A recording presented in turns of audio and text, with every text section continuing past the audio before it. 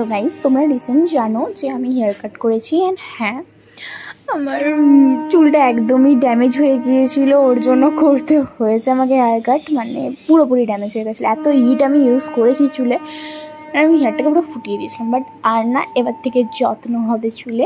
আমি যে তেলটা এখন মাথায় ইউজ করছি, এটা আমার মা আমাকে বানিয়ে দিয়েছে রেডিমেড। মানে হ্যাঁ, তেলটা দোকান থেকে না, বাকি সব আমার আরও ওটাকে হেলদি বানানোর জন্য মায়ের ঘরে আমাকে বানিয়ে দিয়েছে। অ্যান্ড যতটা পারবে চুল খোলা রাখার একদম বন্ধ করে দেবে। অ্যান্ড এই যে আমার চান হয়ে গেছে, 3 ঘন্টা রেখে আমি চান করে নিয়েছি, কারণ তেল বেশিটাও মানে রাখা উচিত না, কারণ আরও হচ্ছে মানে ময়লা টয়লা এসে ময়লা হয়ে যায়, আর তেলে বেশি ময়লা হয়। দেখো আমার এখনও হেয়ার ফল হচ্ছে, তো আমি আর কাটবো না চুল।